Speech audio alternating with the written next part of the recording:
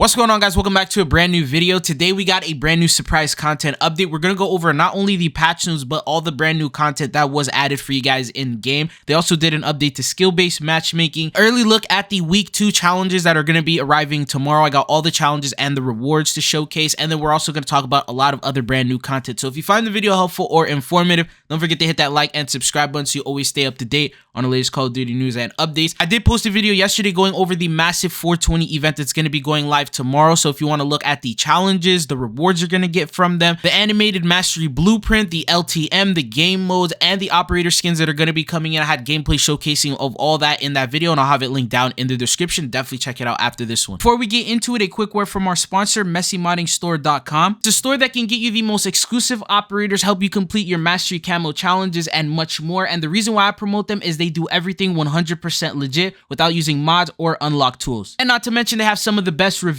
so check them out. The link will be down in the description. Earlier this morning, we received a 2.2 file size gigabytes, and you're probably wondering what was this update about. Well, Call of Duty actually dropped some patch notes for us, and here are all the details that you need to know about it. For multiplayer, it says stability addressed a crash that could occur while you are viewing your weapon attachments, customization, resolve various issues with quick equipping weapon charms in the store, corrected the display names of the Season 3 Prestige emblems, and for the settings, addressed an issue causing the latency telemetry widget to constantly display NA. So the little ping icon should now be working properly. And then now for multiplayer, the UI bug fixes, armory unlock challenges will now display a splash upon completion. Operators will no longer appear to have 2 riot shields equipped in the lobby. Removing certain conversion kits is now properly reflected in the gunsmith. Weekly challenge countdown timer will no longer display an invalid time as the mid-season update approaches. Corrected positioning of the FJX Horus in the gunsmith. Calling card and emblem rewards from weapon mastery completion are now displayed properly in the aftermarket report. And then removing a weapon sticker in the gunsmith will no longer cause the placement indicators to disappear. Revised pros and con labels for multiple attachments to better reflect their true properties. For the gameplay, they improved deprioritization of spawn locations while any kill streak is active and nearby. Progression, Ripper light stock for the FJX Horse will no longer appear locked and without unlock requirements. Improved tracking of one-shot kills for the What's Your Sign camo for the Moors. So that one wasn't properly working. And then for the maps, Shipment added additional spawn points to improve the probability of a quality spawn selection in TDM domination and hardpoint modes.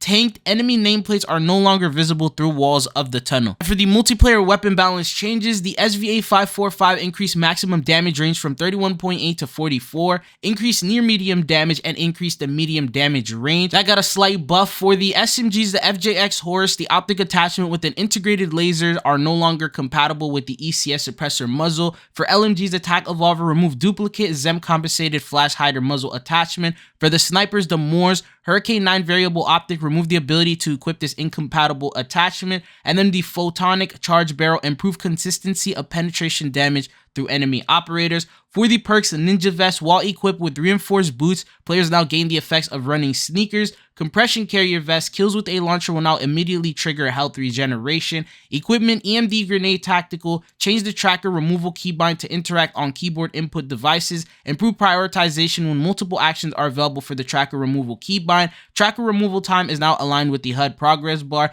Then the Scattermine Tactical, enemy stun effects are now correctly applied in the hardcore modes. For C4, lethal detonation can no longer occur until stuck to a surface for 500 seconds or milliseconds. The final change was for killstreaks, Guardian SC, ledge hanging after equipping a Guardian will no longer cause the player to become unable to fire their weapon. Remote turn or attempting to deploy while swimming will no longer cause the player to become unable to fire their weapon. And now we jump into Warzone. They start off with gameplay. Rebirth Island vehicles, ground vehicles have now been enabled on Rebirth Island. For the weapons here, the balance changes that they did. The FJX Horse, they did the same thing with multiplayer. Optic attachments with a laser are no longer compatible with the suppressor muzzle. Then for the TAC Evolver, they have removed duplicate Zem compensated flash hider muzzle attachment. The adjustments for the Moors was Hurricane 9 variable optic, remove the ability to equip this incompatible attachment. So they didn't do any nerfs for it, but Raven Software did post saying we are working on adjustments to the Renetti, which will be released in the near future. So this update didn't focus on weapon balance changes. More than likely the next update will, and that's when we're going to see everything get nerfed. Some things may end up getting buffed. More than likely, if I were to take a guess, we're going to see nerfs for the Renetti, but we're not going to see big nerfs for the Horus because it's just a new weapon. Usually brand new weapons stay overpowered for the duration that they are brand new. So until we get into the reloaded update, I don't think the Horus SMG is going to get nerfed. And it did get overshadowed by the Renetti. It's supposed to be one of the best SMGs that you can use right now, but the Renetti just outcompetes it in every aspect, and it would make a lot more sense for them to make that the main weapon and primary focus to sort of try and get people to purchase the battle pass and try to unlock it as quick as possible so they're able to use the meta that everyone else is using. That's like a marketing tactic Call of Duty has always done, and the Renetti sort of ruins that, so it's probably going to get nerfed very, very quickly. Anyways, we do have some brand new bug fixes. They fixed an issue preventing tactical and lethal equipment from auto picking up, fixed the issue preventing players from shooting their weapon while ledge hanging after picking up the Guardian, fixed an issue preventing the red outline on the border of the minimap to display when under the effects of an enemy advanced UAV, fixed an issue preventing one-shot protection functioning in ranked play resurgence. I don't really agree with this change, but the next thing is they fixed an issue causing too many and UAV towers to spawn in ranked play resurgence, and fixed an issue that prevented players from equipping unlocked items in the ranked overview in the ranked rewards menu. Now that we got the patch notes out of the way, let's talk about the brand new content. There is a XP event now to reward you for playing with friends. So here's how it goes. It says party up bonus XP in effect. This used to be a PlayStation exclusive.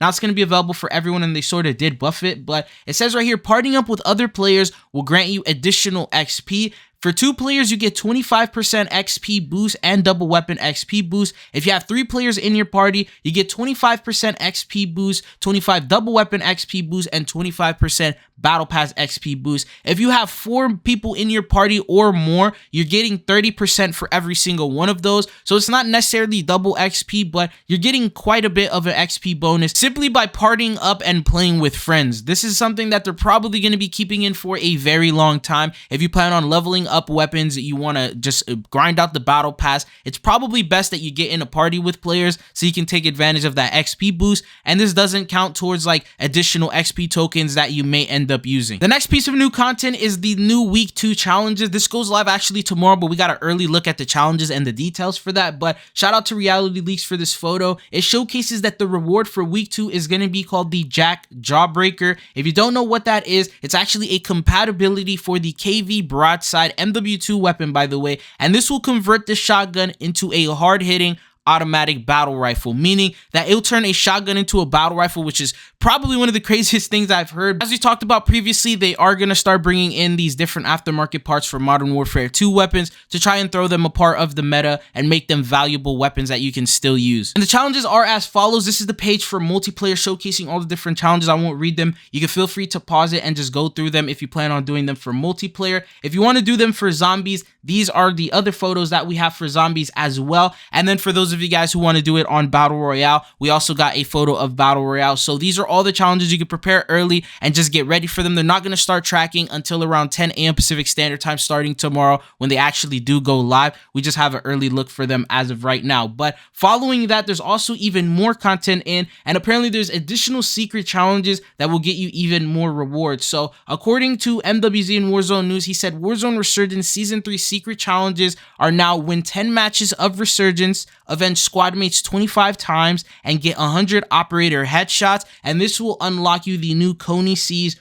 RHIB skin. This is a completely set of different challenges from the ones that we talked about before. If you missed the other secret challenges and the rewards that those can get you, I'll have the video link down in the description as well. But these are just additional challenges that have been found that you can now do and grind out to get that mastery reward. The last thing that I want to talk about with today's video is there was a secret update to skill-based matchmaking. If you guys remember how Call of Duty dropped a blog post said that skill-based matchmaking is calculated in a bunch of different ways. They gave us this chart. It says it uses your connection, the playlist diversity, the recent maps you've played, your input device, the voice chat, the platform, the skill and performance, and the time to get a match. They've been working on this for over 20 years. The main target of skill-based matchmaking is to protect the casual players, the ones who don't really watch COD videos. They play at their own leisure. They're not really trying to go for any crazy challenges. They're not trying to drop nukes, and they're just the casual player base. They're trying to protect them from getting into like super sweaty lobbies with those big tryhards that would make them want to get off the game, because obviously obviously the longer you play Call of Duty, the more you're going to spend on the game, and that's like their plan with the skill-based matchmaking. But they did do a brand new update, and apparently players are starting to see it. Now, what they did here is they actually added the returning persistent lobby feature. This means that at the end of a match, it would give you the option saying next match, or would you want to check the option to stay in the lobby? Meaning, it won't turn off the skill-based matchmaking, it just pauses it. If you end up joining a game, you drop 60, 70 kills, you're having a really good time, players are not as good as you, usually skill-based matchmaking will kick in and then put you in even sweatier lobbies, so that way you're not dropping these 60s anymore and you're going to be playing around average. What Call of Duty did is add this persistent lobby feature where it gives you the opportunity where you could jump into your next match, or you can click the button where you stay in the lobby, meaning that you will actually get to continue playing with those same people, and that basically pauses the skill-based matchmaking. As of right now, this feature is not available for everyone, but players have started to report this. Let me know in the comment section if you've noticed this before. As of right now, I myself haven't gotten that yet, and I haven't seen it, but it would look something like this photo where it gives you the opportunity to just click the button, which is, in this case, it was E, to stay in the lobby and just play with the same people over and over again. It is, as of right now, just a test. They don't plan on rolling it out until they get the proper data. Maybe they're going to bring in that limited time mode that they used to bring in where they test stuff, and they'll give everyone an opportunity to play in it and try that out. But what are your thoughts and opinions on this? Do you think this is a step in the right direction for skill-based matchmaking, and is this a feature you want to see in the game? But anyways, that's all they got for you guys in this video. Thank you guys for tuning in. Hopefully I'll be seeing you guys back on the channel again. Peace.